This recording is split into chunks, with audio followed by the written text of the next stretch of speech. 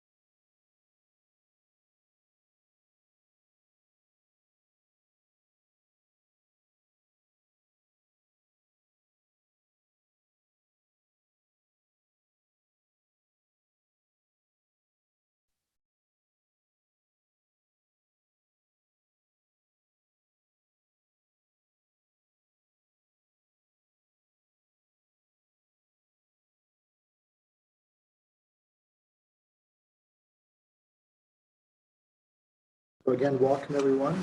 I want to excuse tonight Councilmember Tally Bruce, who will not be with us, and refer you to the agenda that hopefully you all have a copy of.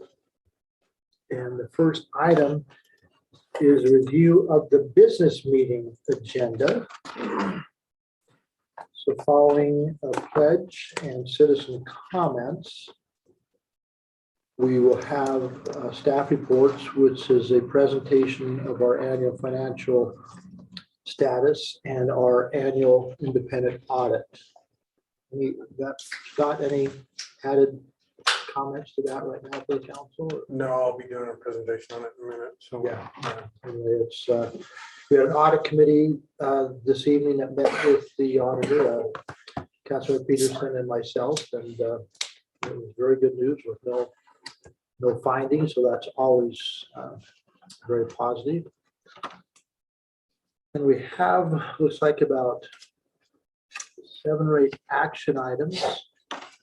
The first item is Ordinance 372, granting a telecommunications franchise to First Digital Telecom. Anybody want to, Matt, is that you? I mean, I could take it. They are a company that wants to do business in Cottonwood by running some of their lines through our right of way. We require that they have a franchise agreement, all of these companies, to work within the city's right of way. And this is covering that. We have them with all of the other telecommunication companies that are in town. So it's a And we monitor any road cuts. correct. And they, before we issue road cuts, they have to have an agreement in place for that. So this is kind of standard. Yes, sir. Item 5.2 is adopting an annual meeting schedule for 2022. So I think that the new year they should meet 3 times a week. So we should approve that. I don't think that's what was on the attachment. No. Want me to summarize the attachment? Please.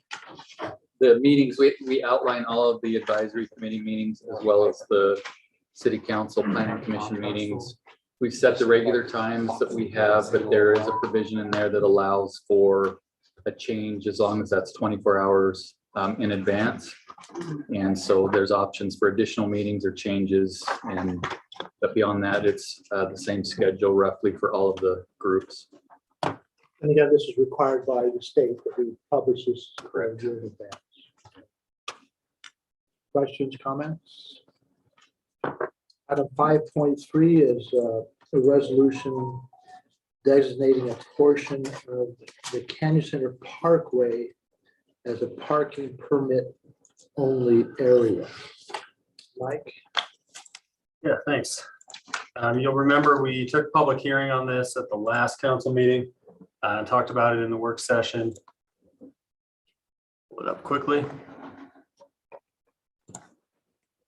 So the area that's been petitioned for permit parking by the adjacent residents is on the screen here. It's just the portion of Canyon Center Parkway that's directly adjacent to the single family subdivision that exists there.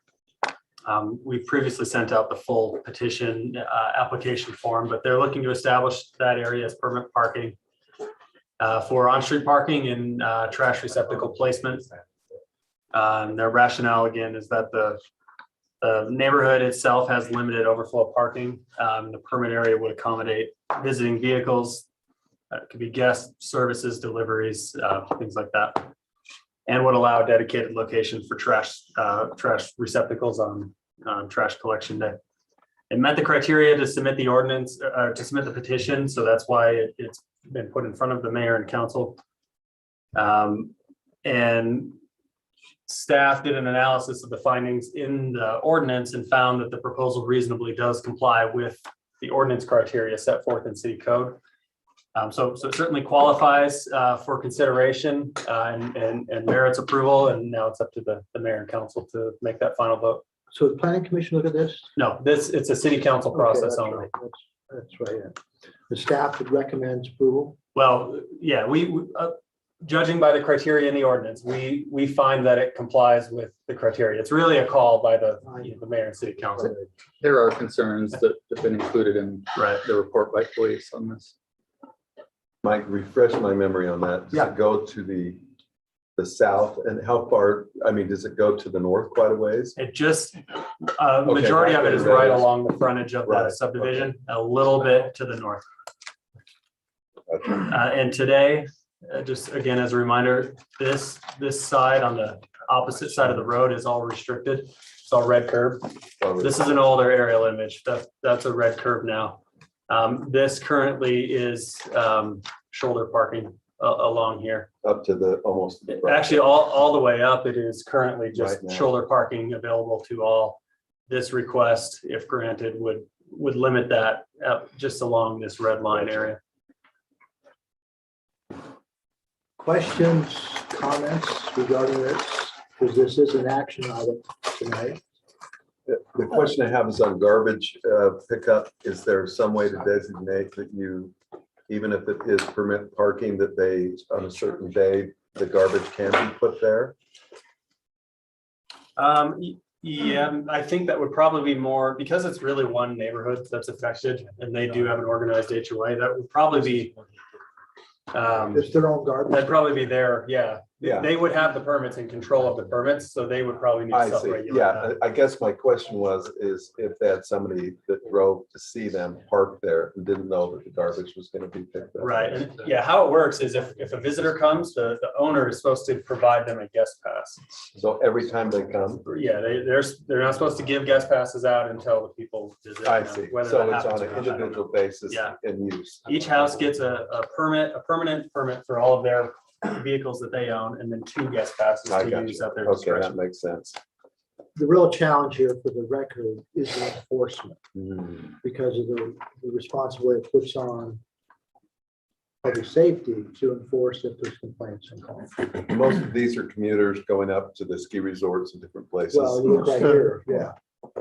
Well, I mean, in that particular case, that's against the ordinance, no matter who you are, Because it's snowing. whether you're a resident or not.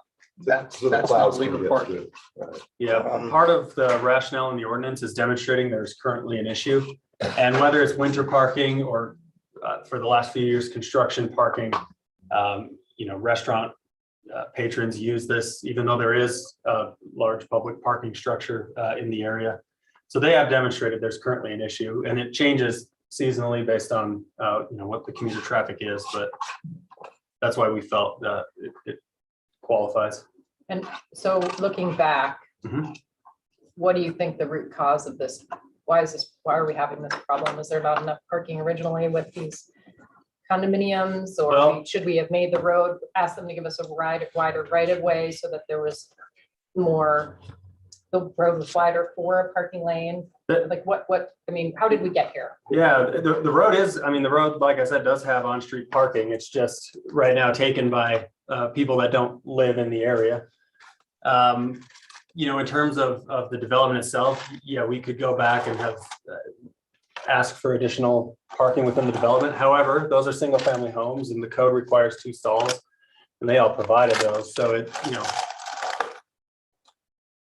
it's gone through its ordinance process. The road is an adequate public street. It's just kind of this mixed use type of development. I think Because just we're gonna put a end lot up- of uses all in one place and we're at the base of the canyon and you And get we're all gonna end that. up with another apartment building right next to it, right? Yep. So Mhm. I guess that's Yeah, the foundation of my question. Yeah, is that- how do you not sit here in 2 years or 3 years and the chief says, I don't like it or whatever, how do we yeah. not have a problem to solve? I don't know if there's a one sentence answer to that. It's a lot of development with a lot of different uses and a lot of people all coming and going at different times. So you're gonna have, the single family residents are there at more standard hours, but you've got the hotel and potential office use and restaurant and an apartment building, and you're gonna certainly have vehicles in this area. So it's hard to speculate on what we should have done differently or could have, but now it's a city road and you have to I try can to see what you could have serve the done. people around here. I think what Christine's saying is, look how tight that is. You're going to have visitors. And so on some of these other projects we've seen go up, there is not sufficient parking for someone to visit? So to address that, the council could consider amending the mixed use ordinance for residential parking. I think that might achieve the concern. I think that- Because this is mixed use for the whole area. The whole thing's mixed Okay. use, yeah. All right. So if you're a residential product in a mixed use zone, maybe you have But I to think that's a good answer for the commission provide additional parking. forward, really to come back and review that ordinance, because like Christine said. It's gonna be, yeah, this problem. And we're not even talking about Racket Club Drive. Which, yeah. Which is similar.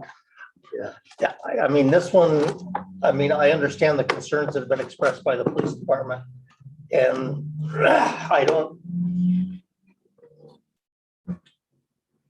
I've been trying to figure a way to phrase this. It is a public street. The public paid for it, the public maintains it.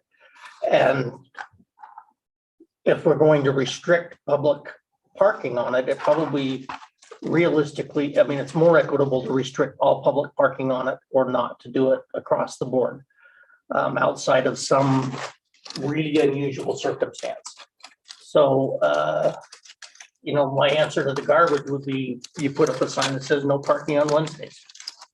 I mean, if we had regular street cleaning days, they do that in other cities, but certainly on garbage days, there's no parking from 7 a.m. to 4 p.m. on Wednesdays. Which would probably be my preference in this particular case, because it's going to come up, but I do think we need to look at it from a planning standpoint and a layout standpoint. It's how much frontage there is. You said single family homes. I mean, I don't look at that, at least from visual, and say, oh, that's single family homes.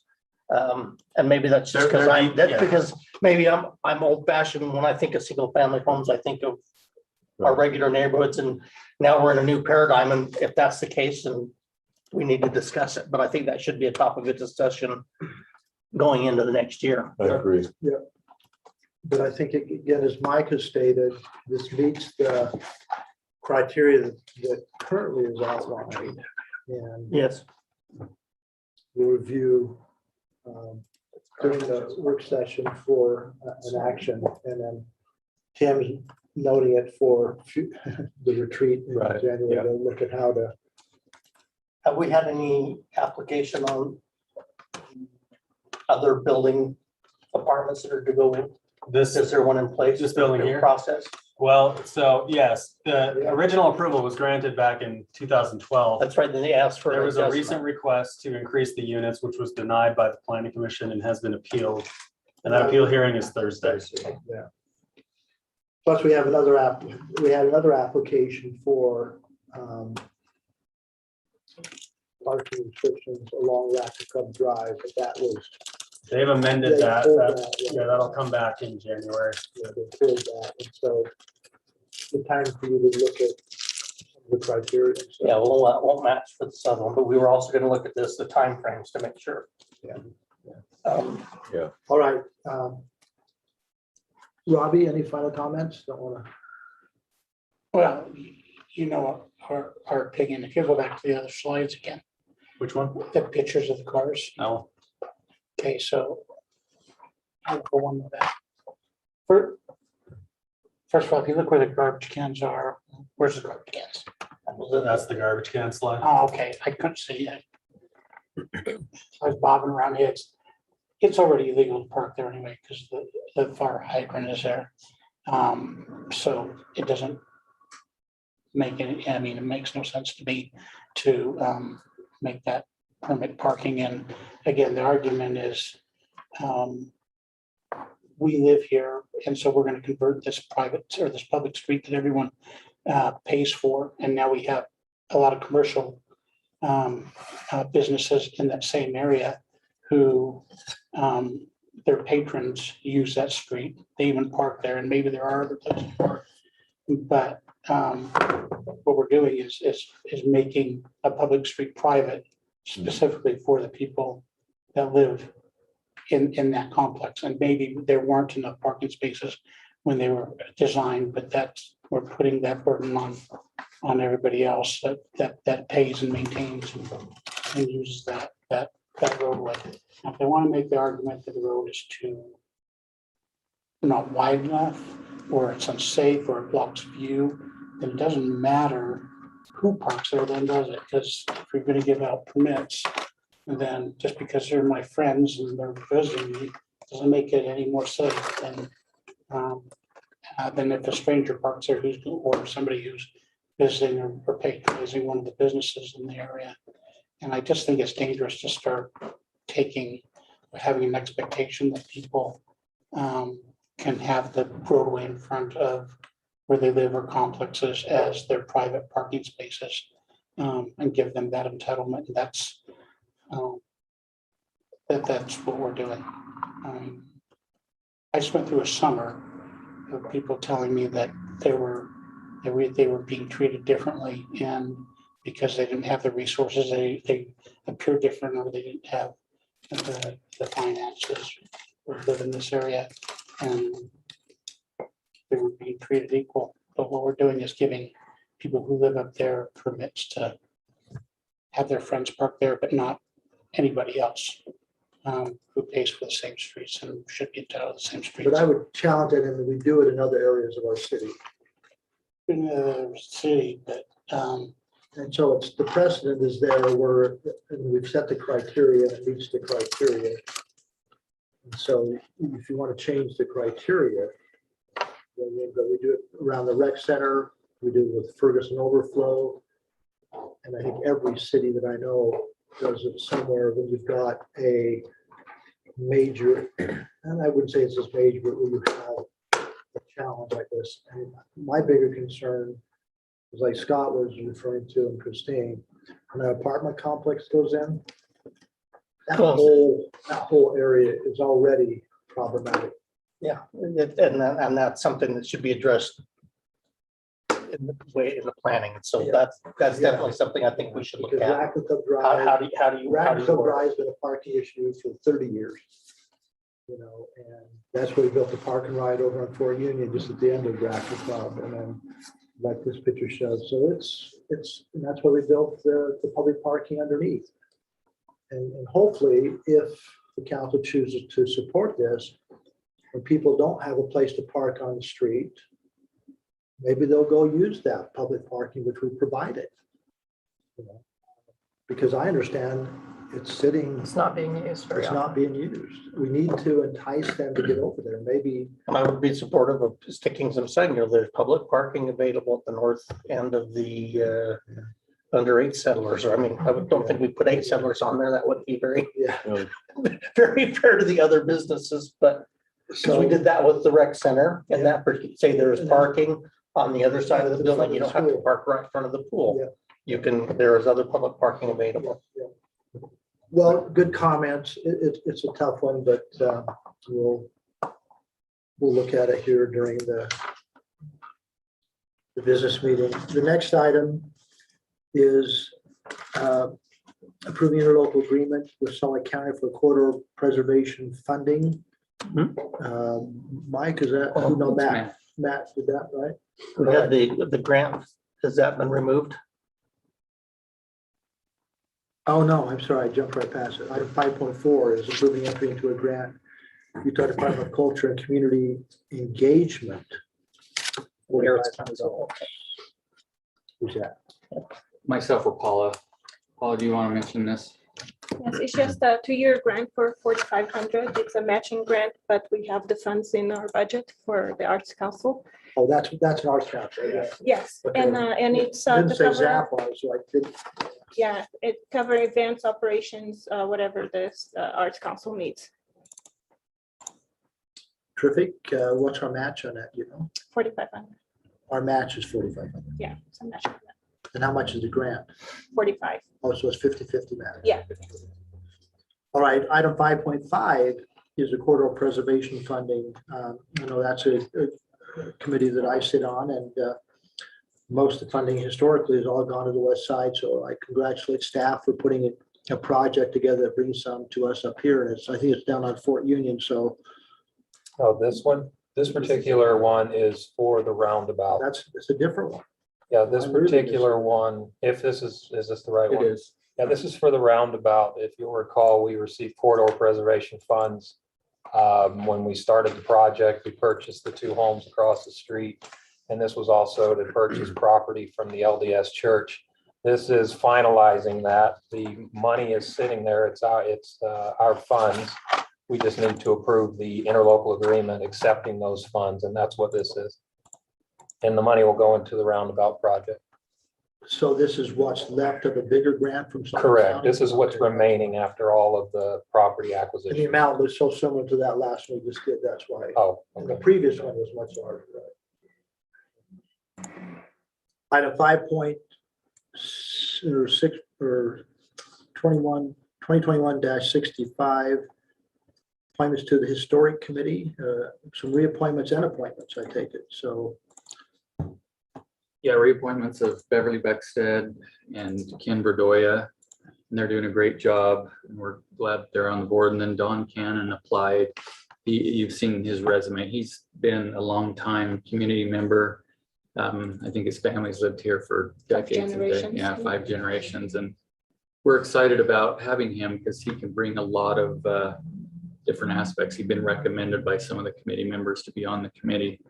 We interviewed him and looking forward to appointing, and I'm recommending approval. yeah, Don's a terrific addition, and of course, knowing Ken for years, that's great to see him stay on and stay interested. Yeah. Yep.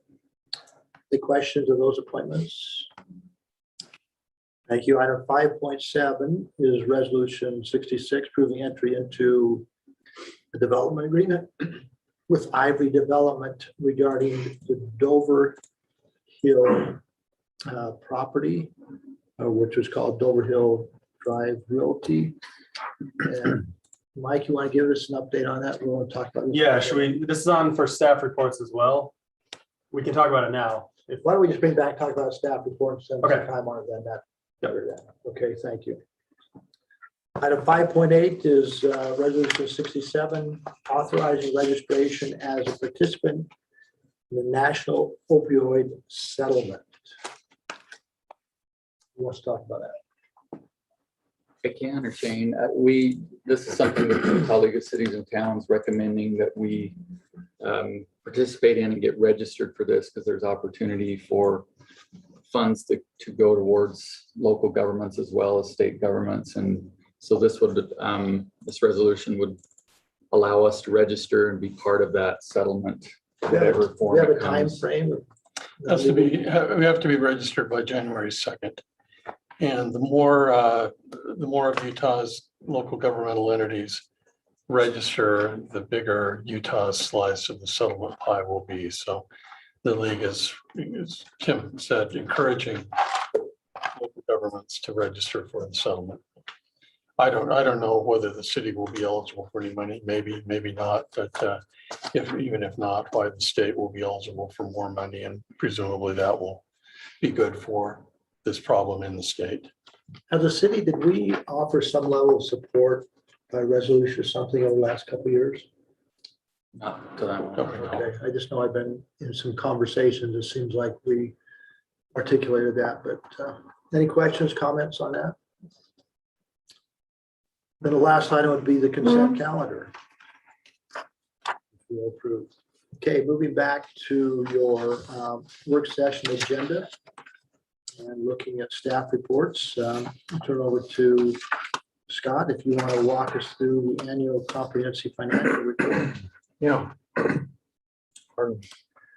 So I'm gonna share my screen here real quick.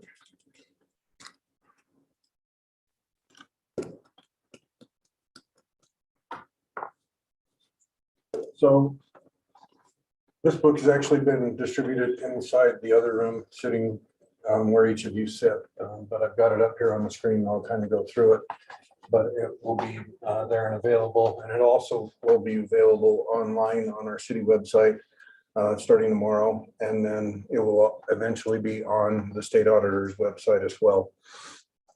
As we're required to put it there. This is the annual financial statement that relates to the period from July 1st of 2020 through June 30th of 2021. So it gives you a history of the expenses and revenues for that period, and then it shows the fund balances as of June 30th of 2021.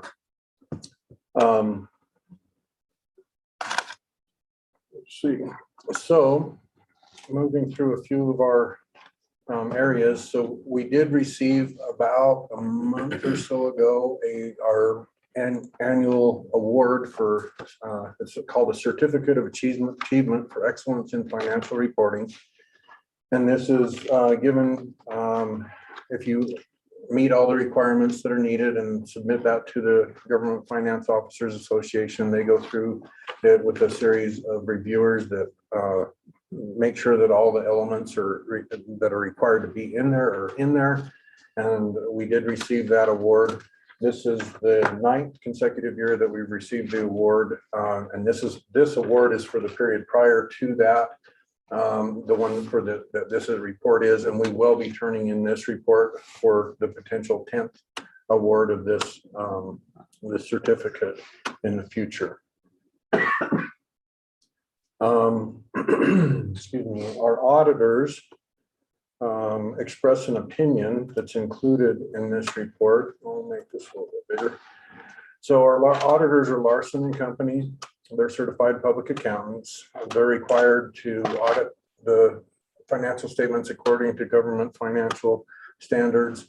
There are certain state compliance reports that they need to do and tests and everything. And their opinions are notated down here at the bottom of this page. Basically, just really quick, they did not find any problems or issues with the financial statements. They never say, great, you did a good job. Their opinions are based on their standards, and basically when they don't say much is when you did a good job, and we did a good job and didn't have any findings or anything in the financial statements for the current year. Scott, we might mention that we do have an audit committee made with 2 people from the council and with staff, and we met with the independent auditor today and reviewed this with him as well. Yeah, and our auditor will be here, representative from our auditor will be here at our business meeting and go through a little bit more of some of the things that they do and their processes and things at that time.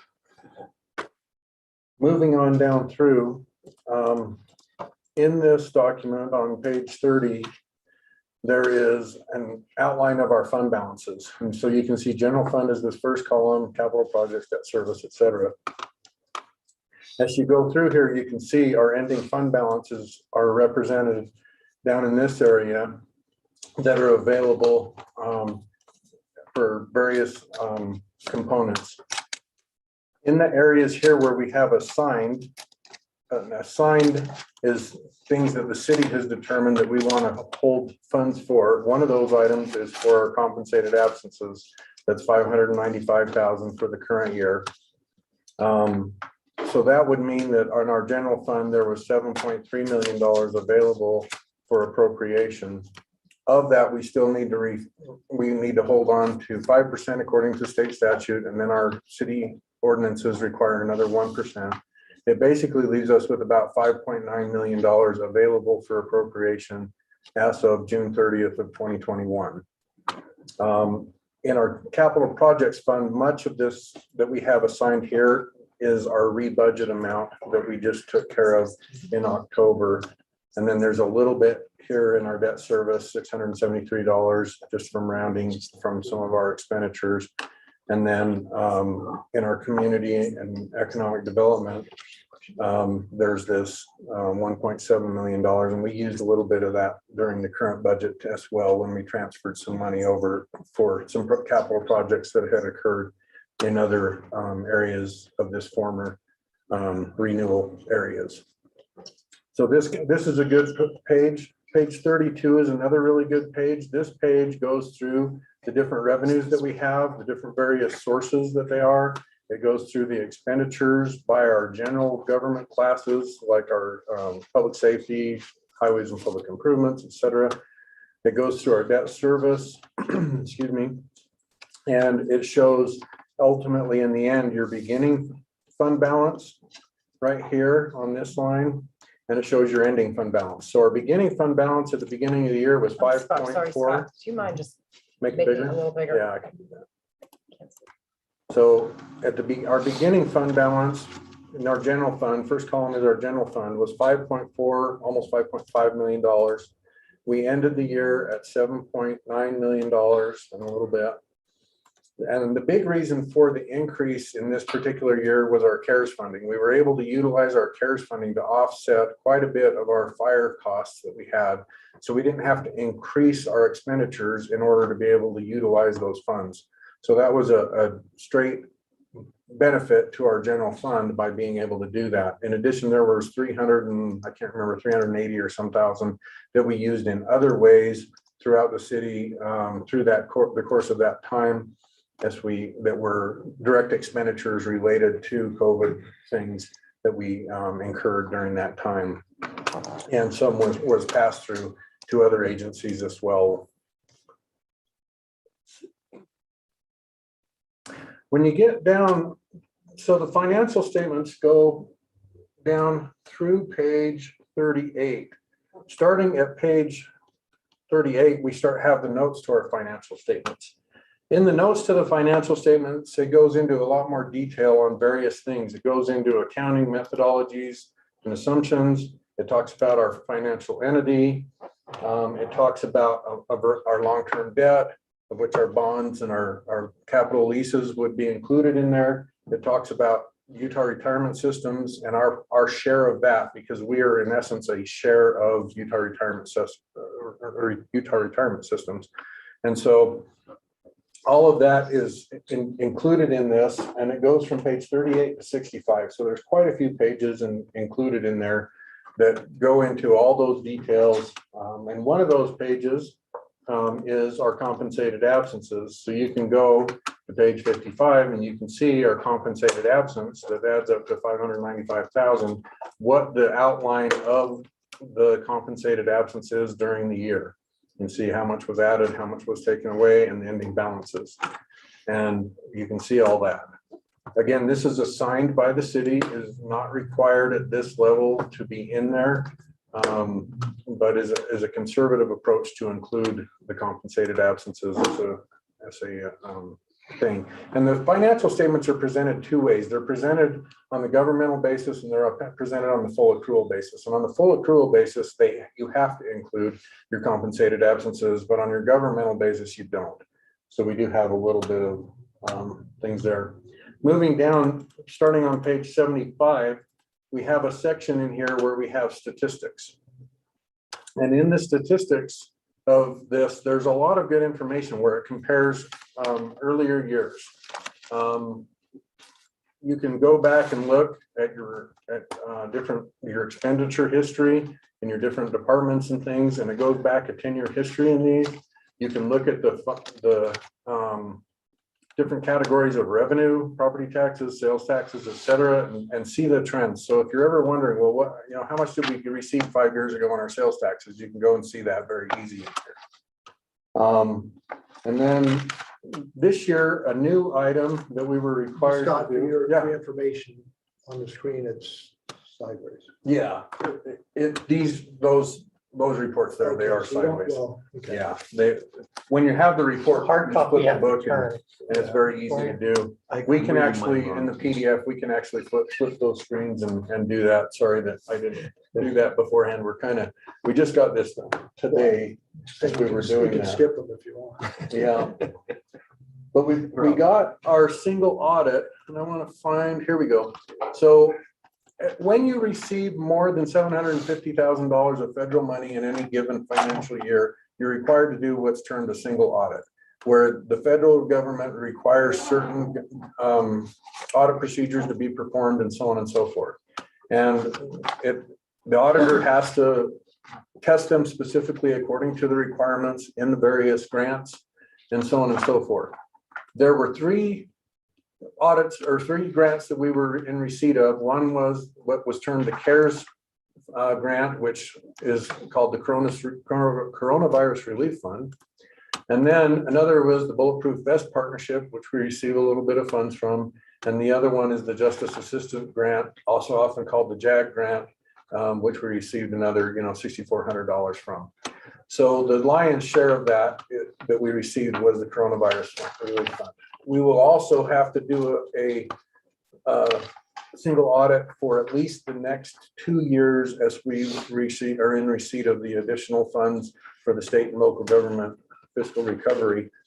But, and we could potentially go into another year if we have expenditures related to that. But these are required to do that. It does cost a little more, but the costs of the single audit are allowed to be charged against those Well, funds. Scott, help me understand, how is this different than from our annual independent audit? Are they They're simultaneously or? Yeah, they're done simultaneously, but it's an additional testing procedure specifically Okay. required on these expenditures. Yes, And that's when funds are received or when they're expended or either. both. Okay. Yes, predominantly received, but usually they're received and expended in the same But as we period. go So, capital, because some of those, the newer ones, that capital expenditures can continue Yes. out to a few years. yeah, and so in those cases, we would potentially have to carry on. So we'll be seeing additional- this for the next few years at least. 'Cause I Yes. don't think we've ever had to. This do is it the before. first one. Yep, this is the first one that we've had to do for as a city. So that's basically a quick run through this. Now it's a 100-page document, so I can't do it justice in, 10 minutes or 15 minutes. But there's a lot of good information in it. If you go to the table of contents, it can refer you to the various pages where things are. And you can find things. If you can't find something in it, I can probably locate it. Sometimes I know where it is and other times I have to look, but I can usually find it. So. No, it's a lot of detailed information. Some highlights to me from just the 30,000 foot level. Mhm. One is compliments to staff. When you look historically, the amount of dollars underspent each year. Mhm. It shows at least some sensitivity and efficiency in administering the funds. I think that's been invaluable. Two, a very important thing to me is, and looking at the unrestricted fund balance going forward. You look at the history of that since we came on the council, that for the new council and mayor going forward, you have a healthy fund balance. It's obviously going to be needed because you have so many demands. But Scott and Christina remember a few years ago when we were sitting around this table looking under seat covers to find change because we had to. That was just me. Don't drag Is that her in you? this. All right. But anyway, so again, compliments to the council and the staff because we are transitioning to a new mayor and council with a strong fund balance with a lot of challenges coming forward. We just look at inflation itself and the benefits and compensation charges. In addition to that 5.9, I still encourage the council to look at compensated absences at $600,000 and what that level should be. I mean, we'll always take care of employees. That's not a question. But you have an extra 1% on top of the state guidelines as reserve. So there's a good amount there to use Scott's expertise in that 5-year projection of expenditures to see how that goes out. Okay, so you don't have to go to truth and taxation. So again, I think there's some great numbers. And then again, most importantly is kudos to Dave Muir and Scott and staff and Tim for an excellent audit. I mean, I've been going through these audits for 50 years and you have that clean of an audit. That's a good sign of good management. Yeah. The auditor who will be here, he made a statement in our auditor meeting that it's relatively remarkable that there was no findings. So Yeah. I think it's good. And I do want to thank Dave Muir takes the lion's share of putting this report together. He probably is responsible for, I'll say 95% of this. I help him as we're working through different functions and things and as we're reviewing, as we're trying to tie things back out to our financial statements and make sure that we're getting there. But Dave takes the lion's share of putting this particular report together. But it does not happen independently. We go out to each of the department heads to say, hey, where do we get this information, especially when it's statistical in nature. And so it is a group effort that goes to getting this together, but Dave is the lion's share of the work that's put Well, and this too, together. when I comment on all those underspending, that's every department. Yes, And then that overseat that it's not just because it's there, you spend it. So again, that's a good sign. But any other questions, Well, comments? your comment that Dave has done it since inception. It's always, he's really, really, really good at it. Yep. Very much appreciated. Make sure that he understands that. I don't know if he's listening now, but that's been true. it's good to get these types of reports. Yeah, and he'll be at the next meeting. He might be listening to this, I'm not sure, but he'll be at the next meeting. Okay. All right, thank you. Let's move on so that we're through in time. Item B on our staff reports is budget book discussion. Do you want to take a minute to talk about that, Scott? Yes, so our budget book, we were able to get this complete. I think it was Friday last week when we finally got the final version of this. And this report is the one that I predominantly put together. It's a reflection of the budget that was adopted in June of this current year for the 2021-2022 period. This budget is the 14th year that we've received the award for distinguished budget presentation. There's a lot of requirements that go into outlining it outside of just a simple, couple graphs that show what we're doing and the total amount of expenditures, which it's allowable on a state law basis to adopt a budget that way, but it doesn't tell a good story about what's in your budget and what the city does with the funds that they receive. So this does a much better job at outlining that to whoever's reading it, whether it's a citizen of our city, whether it's a business within our city, whether it's elected officials or department heads or whoever, it doesn't matter who. This just gives a lot of good information. There's a lot of pages in this. This document is 135 pages long, plus 6 introductory pages. Let's see. So we start here. I'm going to go through a few things because some of it is pretty standard. But as you have the retreat with Tim in January, February timeframe, it was in February last year.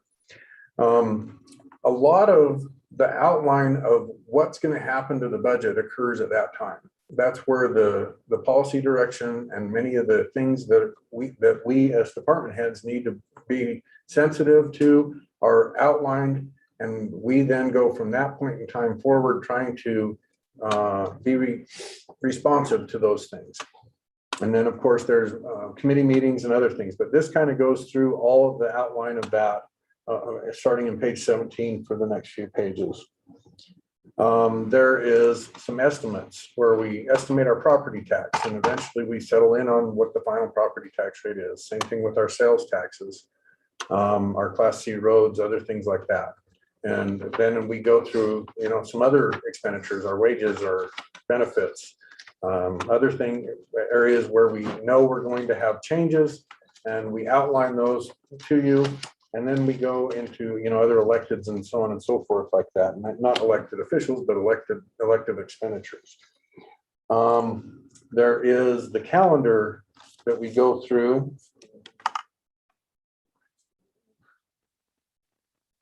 I have my cheat sheet so I can find which page it is.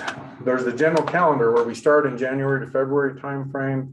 We progress through various months, having different meetings, and eventually in June we adopt the budget. If there's going to be a tax increase, we have the ability to go into July and sometimes into August to be able to do the truth and taxation meetings that need to happen.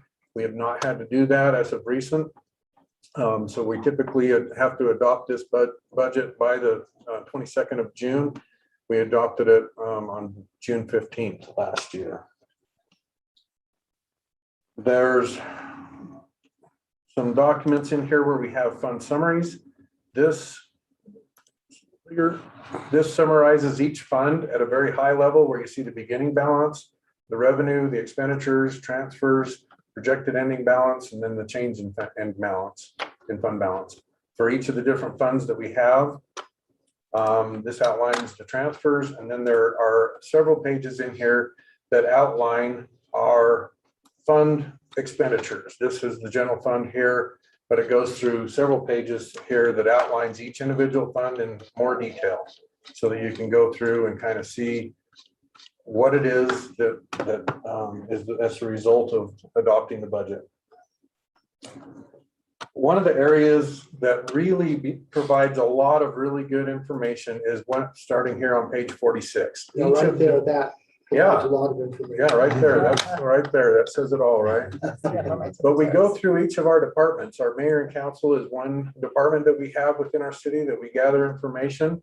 And we go through and we outline, what's the changes between different years? Who are they in there? What's their purpose? What do they do? And in this case, it shows the district areas, shows the council assignments, it shows the expenditure history. You can see the events, and there's one of these sections for each of the different budgets. And it really does a really, really good job. If you're not familiar with, say, what Public Works does, you can go read the Public Works section and come away going, oh, okay, now I understand what Public Works does. That's really helpful, because one thing we've learned going through elections is that so many people don't understand the complexities of a city. And this document helps summarize all of it, both with the activity as well as the costs associated. So I'm skipping way forward. So there's a section in here for capital projects that outlines capital projects. And we really have two funds that summarize most of our capital projects. One is the capital projects funds that is largely our roads and our trails. The other one is our stormwater fund. And so we have a few pictures in here from some of the things. Then we have an outline of what expenditures were approved as we went forward in the budget. Outlines the sources of the funds for those projects. And then it outlines some other projects, because sometimes we receive projects like, for instance, and this is an older graphic, but for Bengal Boulevard, the roundabout out here, a lot of those funds are not coming through our city. They're provided by other agencies like the state or the county. And so sometimes those items come through in other ways. We have a section that covers the debt and outlines the debt of the city.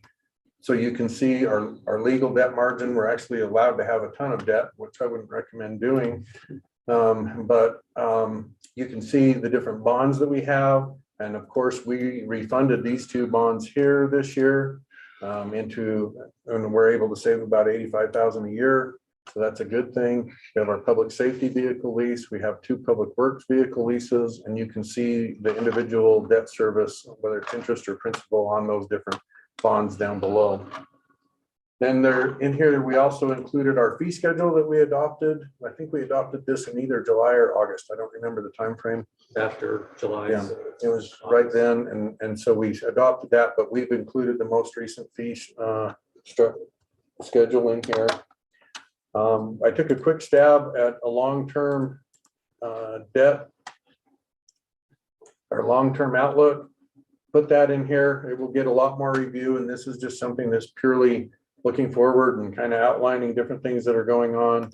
But you can kind of see, where we are at this point in time. Pull this over. So where it shows that we have about $5.9 million available for appropriation at the end of the year. And moving forward, kind of where we see that going. There's a lot of assumptions that go into this. Some may or may not happen. Definitely needs to be reviewed by the council and the mayor and get to that. And then the last thing that's required in here, and at first I thought it was a little ridiculous, but it's actually a good thing, is having a glossary to outline and establish a basis of what it is that we're talking about when we're talking about these things. Because some things that are obvious to us here because of our geographical background here in Utah are not obvious to other people. And so having, this really helps. And there's 3 pages of items in the glossary to outline and make understanding of who they are and what they're doing and different things. But I have a copy of the budget book for each of you if you want to have it. If you don't want to have it, it is going to be available electronically. It's entirely up to you which way you want to go, but I do have enough to give each of the council members and the mayor their own copy if you would like it. And like I said, the financial reports, they're actually already in the other room where you sit. And if you want to keep the hard copy, you're welcome to it. If you want to just do electronic, that's fine as well. All right, thank you, Scott. Any further questions of Scott? I think this ties directly to the audit as well. It's just the strong financial condition and management that we're working under. Thank you, Scott. Yep. Appreciate that. Item C is our two fire station seismic retrofit discussion. So I know Chief Pilgrim has brought a special guest with him. Yes, we have Chief Zach Robinson from our logistics division. Welcome, Zach. Appreciate it. Invite him up to the table or want to stand down. He has information on just the seismic upgrades that we're working towards in those stations with a little more detail. So Let me just little background for our audience and the council, and is that we have two fire stations in our city, 110, 116. They're actually not owned by the city of Cottonwood Heights. They're still owned by Salt Lake County, and so we appreciate for the benefit of our firefighters as well as the city that they have stepped forward to do the retrofitting. So please let us know how that's gone. Sure, absolutely. So a little bit of project background. Back in 2019, we contracted with KPFF engineers to do a seismic survey on all of our fire stations, just to identify any seismic deficiencies that we had. The study identified the need for us to structurally retrofit 5 stations and non-structurally retrofit 20 fire stations. They also provided a cost estimate for that project of $2.6 million. And so the goal of this is to get us up to current seismic codes for all of our stations. In 2020, we applied for a Fema pre-disaster mitigation grant. And that grant covers, it's a 75-25 cost share for hazard mitigation projects such as the one that we're completing. We were notified in October of 2020 that we would be a grant award recipient. The total there amounted to about $1.9 million as FEMA's share of our cost. And that left us with the remaining $700,000 for a total local share. Stations 110 and 116 were both identified as needing structural and non-structural retrofits. So they were kind of right up there on the list at the top. So non-structural retrofits consist of things, a lot of things like you'd see in your home. There's bracing on water heaters, flexible gas lines on water heaters, HVAC systems, bracing cabinets, shelves, things of that nature. Bracing our suspended ceilings so they actually stay suspended in an earthquake. And some of the units like the heaters and air scrubbers we have out in the bays, making sure that they stay suspended as well. Another pretty neat thing is automatic gas shutoff valves that at any ground shaking will automatically shut the gas line off to the station. And then also upgrading our anchors on our big emergency generators that we have at each one of the stations. On the structural side, station 110 was a little more needy than 116. They're going to be adding sheeting to all the walls in the station to increase shear strength to keep the station from racking in a ground shaking event. They'll also be adding some additional rooms in the sleeping quarters, which will just improve further that shear strength as well. They're also going to be anchoring the walls to the roof and the walls to the floor as well, upgrading of those connections there. At station 116, the only structural the upgrade that was identified was anchoring the walls to the roof, which is still a pretty big project in itself, but not nearly as much as 110. So we've been working pretty closely with Salt Lake County to finalize a cost share agreement. Once that agreement is in place, the main body of work will get underway. That said, we have done a little bit of work on the stations kind of in preparation for what structural upgrades are coming. We have completed hazardous materials testing at both of the stations. There was no issues found as a result of that testing. We've installed the automatic gas shutoff valve at 116, and we've also gone to RFP and awarded the structural retrofit contract for both stations to Paulson Construction. And that's the end of my report. I'd be happy to answer any questions. Just a question, the timing of completion of the retrofitting then would be So 2022 or? yes, definitely. We'll get underway immediately. I anticipated probably 3-month project on the 2 stations for the structural.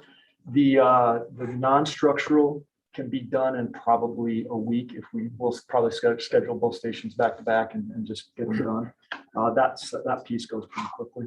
No, I thought you said you were still in negotiation with the county, so I guess that's now. So it's all resolved and all. Yeah, so Rachel Anderson is working with them directly.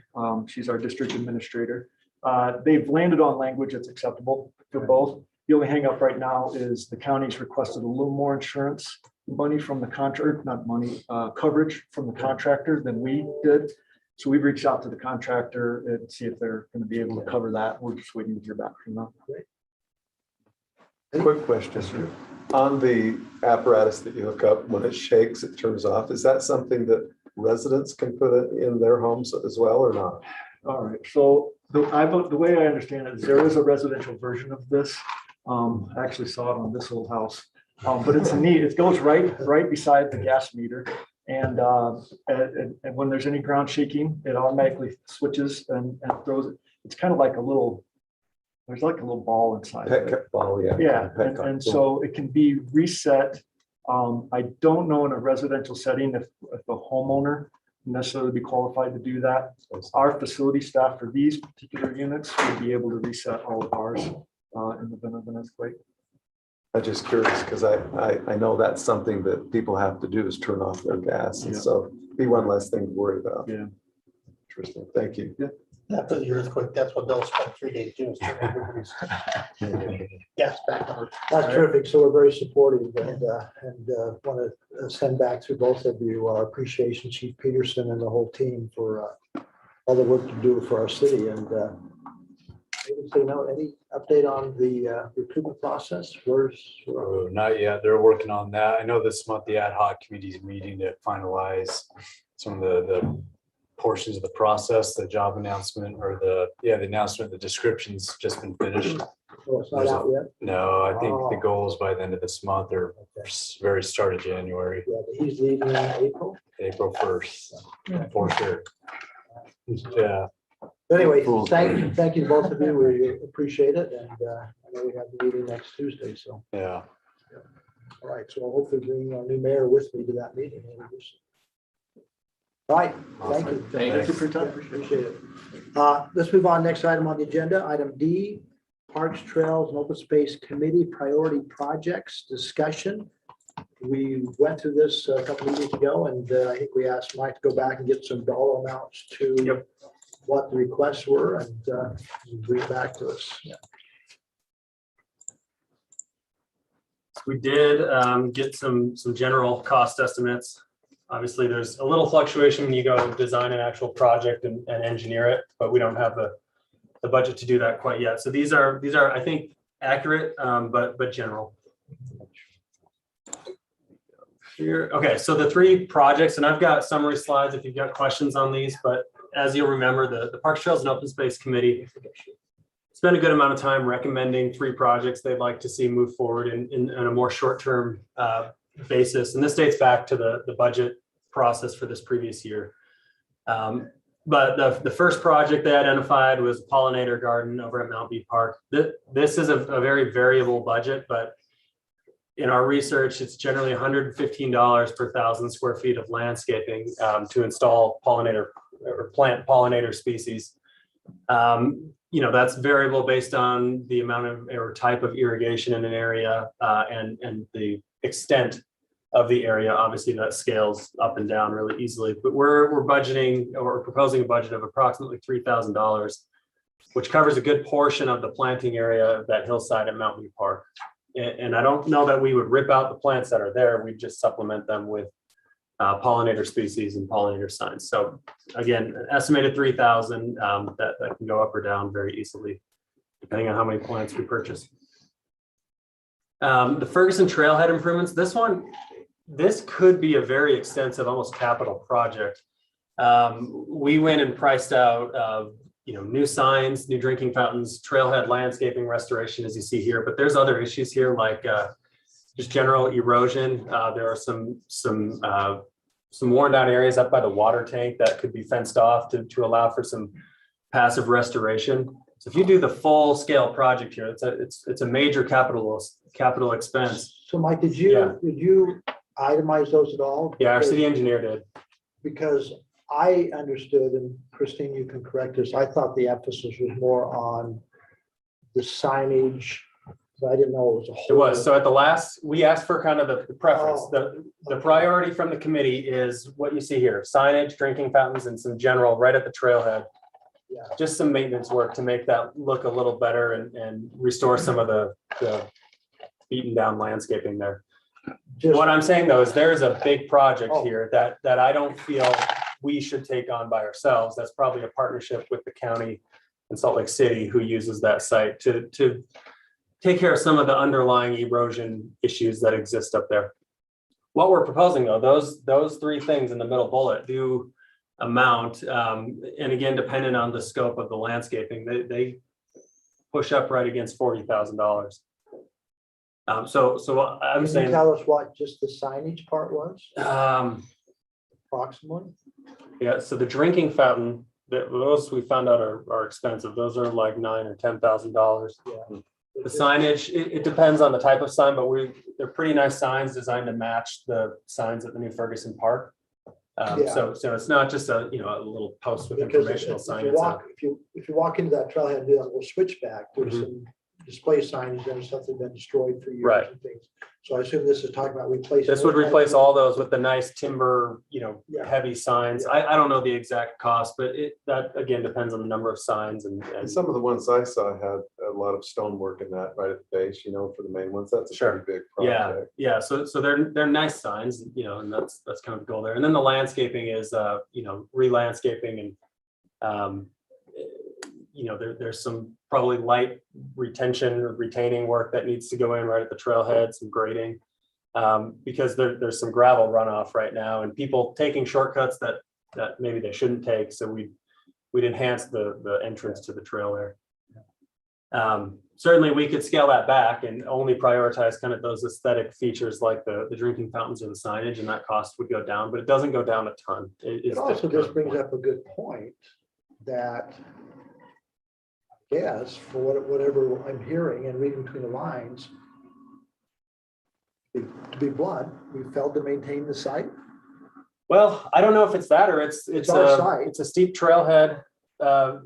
Water's got to run somewhere, and I think there's Well, I'm talking about just right around the concrete switchback and the Yeah. little amphitheater. I Just think that area is fine. is that okay? We're talking about kind of that natural, that You gravel. don't have any pictures, I could pull up. or maybe you just pull up Google Earth. and- Yeah. I think the tough part's when you're going down. Yeah, it's going I'm down sorry, because there. I thought we were, Yeah. I It's pretty thought when I sketchy. heard this before, we were Especially talking on the just side. about the trailhead itself. Once you get up on the trail, No, and this, so let me get there. I'm talking about the kind of the gravel trailhead that doesn't take you through the amphitheater, it takes you straight up around. And you may, I don't know if you remember, but a resident who ran for mayor has fixed the signs before for us. well, and someone before that had tried doing some things before as well. So I'm very familiar with the sign, it had the plexiglass on top that got broken out. There's several issues there. So to me, the signage is one of the most important items. Drinking fountain I'm concerned with because it'll get destroyed. So I was referring more to Thank this, you. this area here, Um, where you get, during a rain event, or you get runoff that comes down here and kind of washes some of this out of the road. And I think we maintain it just fine. It's just, Oh, I think there's some preventative measures with kind of the landscaping in here where you could yeah. You could I probably thought we were improve that. talking more about to the left where the amphitheater is and the wayfinding and what's up on top. Yeah, so the signage is throughout. See right there? Yeah. See that, see the rock retaining wall? Yeah, this All here. the weeds and things like that. As you go up and then you switch back and right Yeah. to the left, there's a signage. That, I thought that's more what they were talking about, but Christine know better than I. And this is a good picture because this is another problem area. This is a shortcut that probably doesn't need to be a shortcut. And obviously you can see what that's done there. So that needs some restorations. Cactus. Well, for the sake of time, when we talked about this last time, Christine, you had presented it saying that they had submitted this a long time ago and we did not have a chance to respond to it. In our last discussion, I threw out the option of using existing park maintenance funding that's not been allocated to resolve some of these concerns. So like the pollinator hammock stations at Golden Oak Park is a natural. I know that's a big trend. And then I know that the signage and just some general update repair at the trailhead itself, which is over on all the concrete work side that's been kind of like a little bit. But so like my understanding, what staff wants to know and Tim wants to know, if we as a council support going that direction and using those currently allocated funds, not doing a budget adjustment, just using currently allocated funds that were allocated for park maintenance. And that amount is about, 38. Well- What's allocated in the budget? Oh, allocating the budget, we have plenty to cover 44,000. In that Over amount that we 100, talked right? about. Yeah. isn't it over 100 or something for the two Well, parks? it's 130 for 2 parks, and then we do have one of those parks, so it's roughly half of that. Yeah, So so we have enough to do that. And then the last one, quick, is just Hammock Stations. The committee recommended Golden Hills Park. Again, that number can go up or down, but for Those are really three, cool. it's They're just two $1,500. posts. Yeah. They're Well, really, this is they're actually, really popular. it stated it was 3, and that's the ones that they have. Yeah. They're in a triangle. Yeah, can do more, but yeah. So this, and to the council, the question is, it's just giving verbal administrative support. It's not an action. So is anybody not supportive of doing this? Or everybody okay? Existing budget? I'm not hearing any opposition. Yeah. It's budgeted, we can move forward. I might just add one thing. I don't know if this number includes it, Mike, but there's a really cool feature at the park that there are leashes there for people who, whatever, may have lost a leash or something like that for people to use. I guess as you're designing this, there's some things that are there that I think the community have created, maybe the neighbors in the area, that might be interesting to maybe formalize. Sure. I So- shouldn't, yeah, I shouldn't say this, but I will, that this was developed, and Scott will remember, in agreement with Salt Lake County. They gave it to us with the understanding that we would maintain it. At least once or twice since they gave it to us, they have come back and expressed concern that it was not being maintained. So I think this is really proactive and appropriate that we do something to upgrade this. And what is, because I know some people have concerns about us acquiring more land and not having the funding to maintain it. How much do we have to fund our current parks? Yeah, I think that's what What our contract with the rec center is 150, or am I way off? That's our current green space part. Yeah. this I is- guess this my is- this is part comment of is that. maybe when you go into your budget session, that's just highlighting that, just to make sure there's enough. No, it is. As you add more and more, obviously, you've got to always have somebody go out We there. have the Despain parcel now. Are there any thoughts there? Any improvements needed? Maybe not, Then we maybe. do that attachment with the recs, for what the rec center is going to do. And then we also need to make sure it gets put into our public works Yeah, budget. yeah. And in addition to that, with Ferguson coming on this next year, I've been talking to Ben about incorporating that. That's something that we could look at as well, if there's an additional amounts.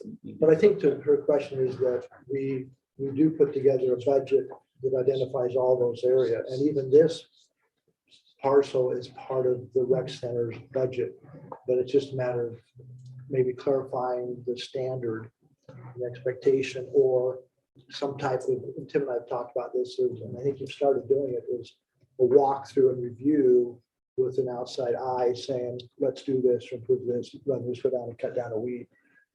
I think the implication that we're doing it without any thought to what it costs going on would be incorrect. I didn't No, I make that. no, I wasn't saying that was you. I was, if someone was making such an inference or implication, I don't think I would agree with that. No, it's like when we received ownership of Mill Hollow Park, remember, we came back and looked at what would the cost be and put that in. And Yeah, that was a- Butler Park is still pending, but here's a trailhead that is ours and deserves some upkeep and especially now that we improve the bottom end of it with the overflow, Mhm. which may draw more attention. So good timing to do it. So. I think what Christine was just saying is what you obtain, you must maintain. Right. And every time we You get say a that park. again? Yeah. Can I take that? 3 times. What Christine said was. I think when you obtain something, you have to maintain it. Absolutely. And if you don't allocate that, then you just have a rat's nest, you Yeah, know? well, it's just like Tim was saying about our building here, you know, if you don't have this, you got the ongoing maintenance. Yeah. Same with Public Works, you know, if you get all that equipment, you got the ongoing maintenance. So But it's some will all say over. we don't think of that at all, and that's not the case, like Scott's saying. Yeah, and I said that there are people who implied that on Yeah. social media or other places, and I simply don't think it's accurate, so. But I think, but two, They're gonna know. we can't be everywhere. Right. And so there has to be some type of a system, a process where there's an evaluation of some Yeah. of these things. Because it's like playground safety. You know, I know part of the agreement is that the playgrounds are inspected. Okay, we need to know that that's happening. These things are inspected and they come back with recommendations as to, you know, you really need to put something into some of these areas. You know? Sometimes even a community gathering could help, you know what I mean, in a Absolutely. joint thing. And Well, I think Park Trail Open Space, not to cut you off, Yeah. just what you're saying Right. is there's a term called adopt a park, Mhm. where you can have a neighborhood adopt a park or adopt an area. It's a national trend, which is perfect. Yeah. Gives a sense of belonging and Yeah. part of it, yeah. I mean, Planting flowers. Yeah. initially, we hadn't budgeted to clean out the walkways to and from the schools Yeah. and stuff like, it was like, and someone mentioned, it's like, wait a second, are those ours? I mean, it was just one of those things we learned, and then we Yeah. made sure that we had, because it was something that we need to do, and so. Yeah. That's why, yeah, those neighborhood meetings, having someone like the Parks, Trails and Open Space Committee being on top of that stuff. Yeah, I Um, think I've heard some members on that committee are talking about that. So good. Yeah. I know we're running out of time, but I'm hearing support to proceed. And so thank you. Definitely. And for, I'll be gone in a month. You don't have to worry about me harping on that. It was just, I will not be using the slacklining polls at all. Efficiently. At all. Skillfully. I can't My afford to help. kids got me on one of those and I thought it wouldn't I be that didn't. hard and it was really hard. Depends on your medical coverage. Yeah. Your life insurance. All right, item E, sensitive lands, riparian ordinance update. Mike Johnson, oh, this is a quick one. It was really quick. There was a question raised, I think it started with the PTOS committee of kind of where we are with the sensitive lands ordinance update, which we've had in the works for a while. And also a riparian protection ordinance. And that's, you know, how do you protect and maintain safety and integrity of natural waterways? Just quick clarification, these are ongoing. This is in 2022, kind of the first staff ordinance priority to put forth is to finish these up and get a draft in front of the planning commission. So I'm just, you know, I think there was a request to get it on the record, but it's on the record. We're moving forward with this. We're shooting for either mid-January or the first February planning commission meeting to have drafts ready to begin discussion with the planning commission, which includes public input and public hearing at the planning commission, and then it comes on to the city council after that. So that's the update. SLEDs is just clarification of certain procedures that have been brought up in the past, and then technical update to all the Sensitive science lands, and something, technical E, standards. something, D, something else. Evaluation and design standards, something like that, yeah. The So this riparian is- ordinance is interesting. It's referenced as a code that exists. It's cross-referenced from one ordinance to another, but when you go to the place it tells you to go, there's nothing there. Good. So we feel it probably should be there, so. So this is correct me if I'm wrong, it's the second revision update we're doing slides. We did the geotechnical last year, I believe. No, this is all part of that. This is part of that as well. Yeah, that SLEDs was created 5, 6, 7 years ago. This is the first major update to And it. so that'll all be tied It's into the whole, yeah, and that's why it's taken so long, is it's huge and comprehensive and technical. Oh, it was a page turner when it was first. Yeah. All right, any questions, comments? Appreciate that, Mike. Okay, we're gonna be tight here on these next two, but hopefully we can make it in time by 7. Item F is the Dover Hill development agreement discussion. Everyone understands the background of the city's on record of wanting to develop a neighborhood park on the Dover Hill property, and we conceptually discussed about obtaining some of that green space and also working with the developer to make a park that is appropriate for that neighborhood. So Mike, Yeah. why don't you just bring us up to date of where we are? Sure. And for those listening or here for this item, a lot of these slides are the same as I shared in Planning Commission last week or 2 weeks ago. But I think we're all familiar with where the property is at this point. So we received an application from Ivory Homes that went in front of Planning Commission December 1st. As you see here on the screen, which is 17 lots with a 2 acre, almost 2 acre public park, and then a parcel B there, which is a pedestrian access from Dover Hill Drive to the park. And both of those added together amount to 2 acres. The reason this is in front of the council, normally this subdivision process would be fully administrative. It would be Planning Commission and it would never come to council. But there's an element to this that does require council consideration, and that's the development agreement. So I won't go through all of this because I think many are familiar, but over the past year, we were informed and made aware that the Church of Jesus Christ of Latter-day Saints was surplusing the full 6.17 acre property here. It's 2 parcels, but it's just about 6 acres total. We negotiated and made offers, and there's back and forth meetings and kind of intensive work to try to preserve at least 3 acres of that, and made an offer for 3 acres of that. The final decision came from the church and was made to offer 2 acres of land to the city and the rest to a private developer, which we later found out was Ivory Homes. However, the layout of the 2 acres that were offered to the city caused us some concern. It was basically just the eastern 2 acres. So if you take that line in the middle and move it over quite a bit, it's kind of that eastern 2 acres, and it didn't preserve the pavilion, which was concerning. It didn't provide guaranteed access from Dover Hill Drive over to the park, and the property frontage was very narrow. So not an ideal park alignment. We were still, pleased that the church ended up offering at least some open space for sale. Would have preferred 3 acres, would have preferred a better alignment, but that was the final offer that was made to us.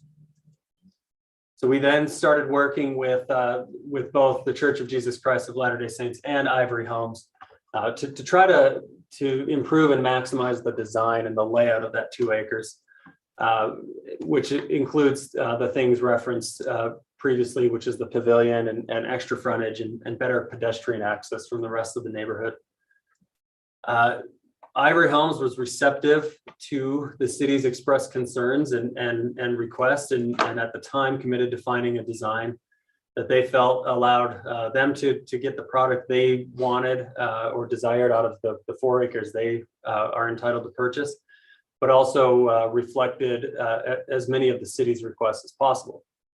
So they came in with the subdivision configuration that I showed, which is not the same, obviously, alignment of open space as what we've been offered. To achieve that updated or amended open space configuration, we feel the best mechanism to do that is through development agreement. We're considering a park alignment with land that we don't technically own and haven't been offered. Basically, what we've been offered for sale is what's different than what's been proposed. So a development agreement, which is an agreement directly between Ivory and the city, allows us to ensure via that binding agreement that the optimal park design is realized there.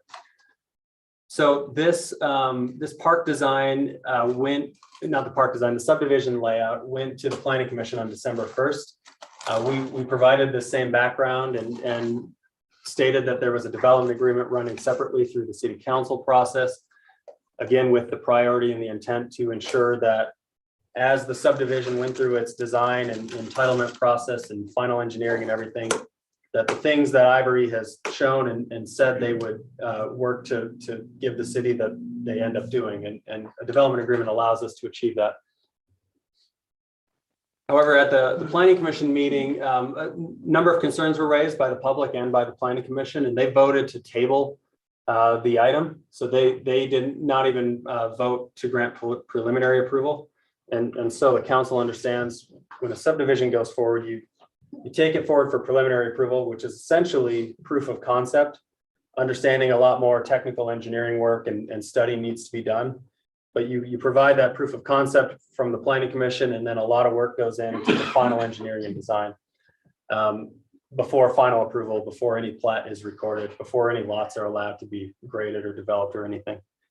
But the planning commission did not vote on preliminary approval on December 1st. They tabled it and they gave the developer a list of questions and concerns to address regarding the proposed setbacks, regarding grading in certain areas, regarding snow removal and parking and building heights and a number of other things. We've been made aware that Ivory Homes is working to address those, and we haven't seen a resubmittal yet. However, Ivory Homes also stated in the meeting that you know, there's not a rush that maybe we felt there was originally. They want to take the time to get it right and make sure that their submittal reflects the concerns of the planning commission. So we're waiting to see what their resubmittal will be. Those kinds of questions and concerns from the planning commission aren't unusual, I would expect. No, I don't think so. Where this is a planned unit development, it's proposing Right, some it is a variations to PUD, setbacks that's and correct. things like that. It's a conditional use, so conditions can be imposed to address legitimate and reasonable concerns. And usually from that preliminary approval to the final plat, how long is that? It'll take a long time on this one because there's a lot of engineering, grading and drainage details. There's a whole sensitive land study that needs to be done here. Okay, so So that's that's going to take months. Okay. So Ivory Homes, we had prepared kind of a response to the initial draft development agreement that included some of the city requests and sent that to Ivory Homes. And I heard back at the very end of the day yesterday that they would prefer that we wait until the planning commission has rendered a decision on the preliminary plat before we get into the details and terms of the development agreement. I didn't say there's anything in there necessarily that creates a big issue, but they stated, and I shared an email with the mayor that I got from Ivory that they don't want to rush this unnecessarily, and they want to make sure that they are proposing something that the planning commission ultimately can support before we start negotiating details of a development agreement. Again, in that email and in the planning commission, the Ivory Homes reiterated its commitment to finding a design or a layout that you know that they feel is mutually beneficial, gets the city the park design and layout that we would prefer, and gets them a product that works for them, and does so in a way that is accepted by the planning commission, by the city's land use authority. So given that quick kind of rush background, it's been requested to wait until that planning commission votes and sets expectations for the project before we get into the nuts and bolts negotiation terms of the development agreement. Where again, Ivory has reiterated multiple times that they'd rather take the time to get it right. There's not a hurry here. You know, it's not a guarantee that things won't change overnight, but it's been on record multiple times now that they're willing and committed to working with the city to find a solution that works. We do feel it's reasonable to wait until the planning commission, at least until there's another round of public input and feedback and consideration by the planning commission, before we bring that back to what will be the next council to begin deliberation on the development agreement. Let me add just a couple comments too, which I think are important. The city, when we asked Ivory to work with us because of some of our concerns, we actually had 4 items on that list. Mike mentioned 3. One of the other items was that we had asked to have a larger portion of the green space, and they will not consider that. So it is 2 acres. We were hoping to get a full 3 acres. And we tried to get them to look at that. And while attending the planning commission, I spoke to the planning commission as a resident that night, primarily just supporting the need for the green space because of the deficiency of green space in that neighborhood. And across the board, both with the residents and the planning commission all applaud the city's efforts in getting the green space. That's not a question. I think everybody is very positive, very supportive. We need to get some of the green space. We need to do that. But I also express my support to the planning commission that even though I'm advocating the green space as the city council is, we understand it's their role to make the project fit appropriately. So the vote was still 4-3. Okay, a lot of people saw that those things could be worked out later. A couple others would like to see it worked out over the next 30 days. Then when Ivory said, look, it's not a hurry, I think there was a consensus. Okay, let's take a little bit of time and really look at how we can make that fit and be a win-win situation, both for the developer and the community and the city. So as much as I would like to see this move forward, because I want to see us get our portion tied up, I understand the value in not moving ahead with the development agreement, but maybe go ahead and getting under contract with our 2 acres and then work on a development agreement, because Ivory's already under contract. They haven't closed, but they're already under contract. So I see today, as at least my perception is, tabling the action on the development agreement, let the planning commission do their due diligence. And Mike is very sensitive to many of those questions on setbacks, snow removal, drainage, et cetera, and let them get most of those things settled and then get that development agreement. And then I encourage the city to move ahead with our 2 acre acquisition. And again, I think we have done our part and done all we could do to save as much of that green space we could, because I mean, many of us worked many months to try and get a lot more, but this is still positive. So any questions, comments to Mike regarding where we are, and appreciate Ivory's willingness to and commitment to put in writing to make it work. I feel encouraged, Mayor, that there was a couple things we saw with the original rough design. I mean, saving that pavilion, I think was a very big win. Getting that frontage that we needed, because we really had almost no frontage on the original design. I know a And lot that of people. access too. Yeah. What's that? And the access from. Yeah, well, the access. I think that some people might say, oh, well, we should have got 3 acres. That I think we fought for that. But I think that there's been a mutual agreement between in kind and all the other factors that flow into this. That's really a good point. And we do need to recognize again, the community's investment over the last 30 plus 40 years of $1.3 million in today's dollars, which has been taken into credit, so to speak, as to what we will pay. So, But I know that some people are critical of not getting the 3, but I think that we made great progress to get what we we've got. fought for that, and Yeah. we did everything in our power, and we went right to the top of Ivory Tower. All right, any other questions, comments of Mike? Again, what we're saying is, again, we have to vote on it, but I'm assuming We'll table this. table Till this January. piece of it, January Till 5th, the planning when the- commission, unless they choose, as I would say, need a little more time, but let them work out those details. But again, we have a commitment that those points, as Douglas just mentioned, will be included. And I mean, I really like the idea that the park opens back up, the fences are taken down, it's even more open to the public.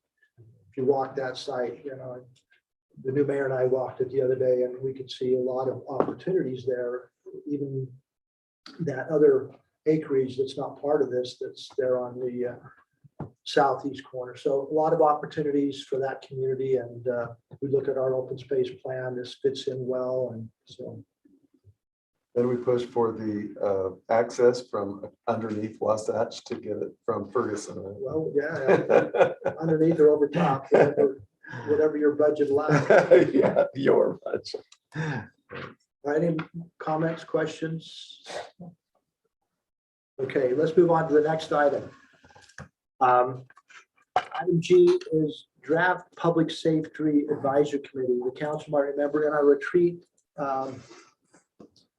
last January, we identified 4 items that we want to look at as a city going forward in light of some of the experiences we've had in the last couple of years. So turn it over to Tim and let him kind of introduce this one. Yeah, so from that retreat, we communicated with the council that we were working with Utah League of Cities and Towns, who had a committee that was evaluating these types of issues related to this, including research on citizen advisory committees across the state of Utah. In September, we brought that research to you, September 21st, and had a discussion. It was agreed that we would wait till after the Utah League of Cities and Towns conference, the fall conference, where there was going to be additional information presented. And that was presented. We brought it back to you the first part of November for discussion. At that meeting, one of the models that was out there is, rather than a committee focused on the police, having a public safety advisory committee. Murray had just adopted a ordinance related to that about a year before. And I'd had the opportunity to talk to some of the Murray representatives that are working with that committee. And so at our November 2nd meeting, you had asked us to work towards a draft ordinance focusing on that public safety committee component, which would include both police and unified fire elements in the draft. Shane worked on this. It was included in your packet, a draft of this. Let me just highlight the elements. It's the focus of it, as I said, will be for police and unified fire, for an advisory committee working with them. The parameters of the committee would be based on the parameters of our other committees that's already adopted in city code. So how they would be established under those parameters, such as the appointment process and other elements. The ordinance outlines that there would be 7 committee members. 5 are required to be within the city. It also allows for, or actually defines individuals that would be desired to be on the committee, which would be owners of businesses, patrons or employees of the school district, persons with prior law enforcement experience or firefighting, and an experience in public service activities also related to mental health and behavioral health. Once again, a lot of this is modeled similar to the Murray committee. Terms of the committee members, similar to what we already have, 3-year appointments with the option of reappointments. There'd be staff involvement, appointing staff to be part of the advising the committee. There'd be some requirements for training activities. And then really the duties focus around fostering understanding and communication between public safety departments and city residents, business owners, outlining and reviewing committee needs and concerns, promoting provisions of what our law enforcement and fire department groups do, provisions related to those public safety. So that's a summary of what is proposed. You have the attachment. And this is what we're bringing forward to you, and want to get your input and then direction on where you want to go at this point. So Okay, a couple leave it at questions that. and open up for discussion. Would the membership of this proposed committee require a representative from each district? It can. It doesn't define it specifically like that, but it does reference that. One question. It references that as an option that we can pursue. The other would be representation from different diversity groups, ethnic groups. Is that something you can put in something like this, or you would not do that? I think if the council wants us to do that, That's just a question I have, because I know that's one of the issues, both gender and ethnicity. yeah, we focused it on, like I mentioned, and I'm quoting in the proposed ordinance, patrons or employees of the school district, managers of city businesses or owners of city businesses, people with prior experience in those areas or experience with mental health. If you wanted to, Then it would be up to you as a city manager to look at assigning this committee to advise, because again, we emphasize it's advisory. Looking, would this committee also then be looking at things like neighborhood watch? Would that be independent? Or how about emergency management? Would that be independent? Or would this committee still advise those things in this model? I'm not saying manage, but advise. I think they definitely could advise under the model that we have now on those types of Yeah, elements. because again, because of state statute, it's advisory. It's just working on providing the conduit of information through this to public safety. Riley, I know we put you on the hotspot last time. UFA feelings, thoughts? Yeah, we're 100% on board and supportive of it. We really like the idea, and anything we can do to engage with the community on that level, I think we're very interested in doing. So, yeah, we'd be happy, and we feel we're grateful that we were able to participate in that. So, I imagine too, how often they met would be determined later too, I guess. Yeah. Robbie, I'm sure you have some feelings, so I'll give us your thoughts. I do. There's a fiscal note that's not attached to this. I mean, this is, there's a cost to doing this and training people, maintaining it and presenting that. I'm not sure that identifying special interest groups would be productive. Other agencies have tried that and they found them. I wouldn't say special interest. I hope I didn't, if that's what I did, I never meant to say special interest groups. I don't think that's what we would want, but I would, but ethnic. You're saying a board of varying shapes. I mean, however you want to say it, but I Shapes, yeah. Skinny and fat. mean, bald, Bald. smooth. No, No, I but just- I mean, you can look at, and if you look at any published paper about boards, and Yeah. all of those published papers say that Well, the a diversity, representation. a of diverse board Yeah. warrants better decisions and advisory roles. I mean, that's just a basic Right. tenet of, and I think that's what. maybe But you're not getting. special interests, because that's, you don't want special.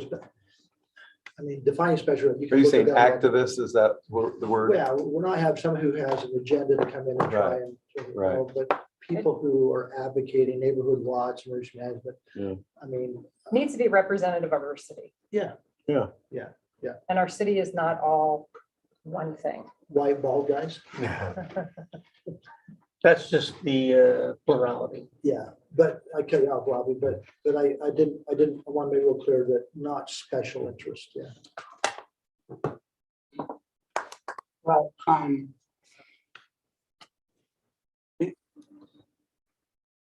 I don't know that we have a problem with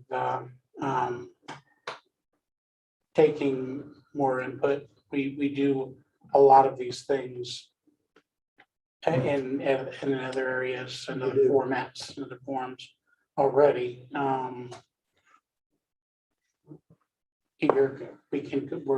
happy to combine those other efforts into this form.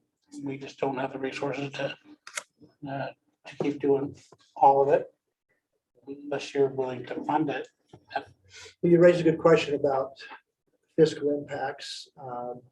I think as far as the membership of the committee, like Arts Council, like Historic Committee, like PTOS, the expense is related to the time and effort of staff to support it.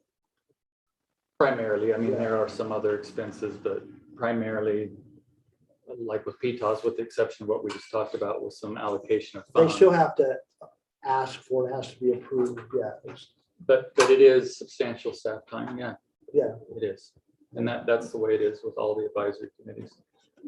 Our emergency response teams, neighborhood watch, those all have funding sources from somewhere. I don't know, is there a vision in here to allow subcommittees or something like that would, because maybe that may not be a primary with this one, but maybe there's a way we handle the emergency management as under their umbrella. I don't know exactly how that works, but that's kind of what we would need to decide if this is the way that we want to move forward and formalize some of that stuff. Well, the reality is that here's a draft. Here's some comments. We've got the history of the last year and a half of issues and concerns. I think Robbie's got some valid questions. You know, we've got UFA who's willing to get involved. We have new mayor and council. I understand this will be on your January retreat, and you can decide how to move forward. I'll talk with the incoming mayor and see if it's okay with having it on the next retreat. Oh, so No. they're not even be on the retreat. No, I think we can have it on the retreat. Well, maybe, He's sitting back here, so I'm just. and maybe find out what some of the, you know, some of those costs and things that we have expended and how they would potentially relate or not to this. If it's better to include them or to keep them separate. Okay, I'm gonna give my last comment, okay, is that effective, appropriate advisory boards can save a lot more money and time and effort than it would expend to help operate it. It's all about what we've learned in all of it. It's about communication. It's about relationships. It's about connectivity. This type of board, if it's done right, I agree. And if I was in Robbie's shoes, I'd be concerned that it become something that's counterproductive. But if it's done right under what I think is the leadership is here, it can be very effective in diffusing and filtering things that can save a lot of effort in other things. We already do, like Robert said, we already do so many of these things. Well, now just making them be more visible, more interactive with everyone else. And I don't want to take away from the tremendous job that we've done in emergency management, neighborhood watch, and attending many of those events. If it's DARE program, all those things that can be kind of vetted and looked at just a little bit, and maybe they only be quarterly. Okay, I really think the fiscal note can be really minimized, but yet the public can feel that there's a mechanism to have a connection. But I'll leave it up to Doug and Scott and Mike Lickers and others. But any comments, Christine? Doug, I don't know you guys. I think it could be a good support. I know what we hope it won't be. I think it could be a good support.